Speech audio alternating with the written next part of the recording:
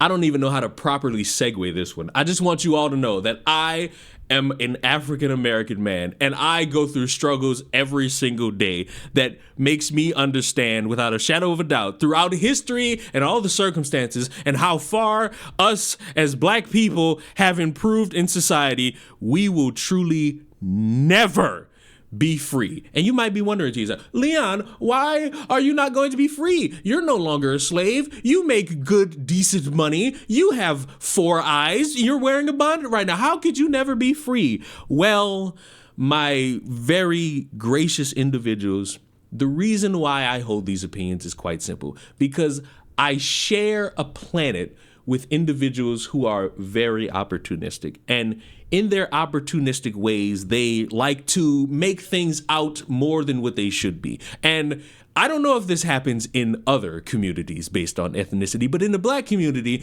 we often have parties on the weekend. And in neighborhoods, they'll put up flyers to promote those parties. And I saw this flyer on the social media, and I immediately thought, my people will never, and I do mean never, be free.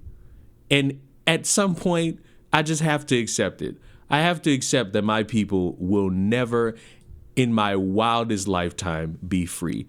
He's scared of the pussy reloaded. Napkin Wars edition. MLK weekend celebration. That is Rosa Parks' face edited on there. And you can't see it because my face is in the way, but that's Martin Luther King. Let my people go. My people will never be free. My people will never be free. This is the saddest set of circumstances that could ever be in front of my face. And you'll be delighted to know that people are not a fan of this.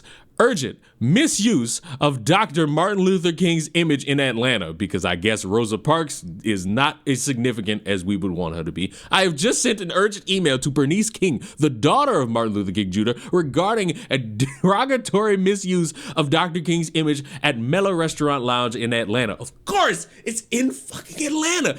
As a litigant with the American Freedom Legal Fund and Freedman Nation, I feel it is essential to inform her of this troubling display that undermines the profound legacy of Dr. King. I ain't gonna lie, I absolutely agree. And you know, people like to talk about cancel culture and how bad it is. Sometimes cancel culture is a good thing, because ain't no way under the sun should anybody be condoning this. This is the most embarrassing thing black people could do. Oh, but it gets worse, because of course, once something like this is seen out in the public, you're gonna have the lowest common denominator sit there and be like, whoa, we gonna get lit on MLK Day. Other people are not going to find this so funny. And they found out the business, they found out the location. We will not tolerate the disrespect of our freedom icons. Rosa Parks and Dr. Martin Luther King should never be depicted in this ratchet manner. Look at photos attached to see who to contact and complain. This is the owner, Taheem Abdul. Who is he? Where are his people from? He's crazy. Why would he engage in such low vibrational behavior? Dr. Martin Luther King and Rosa Parks should never be disrespected like this. And I agree, because you have these people, especially when you talk about like dressing your best and making sure that you are in the right setting and decorum and opportunity, who will stand there and be like, why do y'all want black people to be like this? Why do y'all want them to act white? And why do y'all want them to do this and blah, blah, blah? This is why. Because motherfuckers do this to our iconic figures, and then y'all wonder why white people don't respect us. Y'all wonder why they kidnapped us and had us as slaves. It's because of shit like this. Martin Luther King did not fight and die for my sins just to be plastered on some low vibrational art. But the owner responded.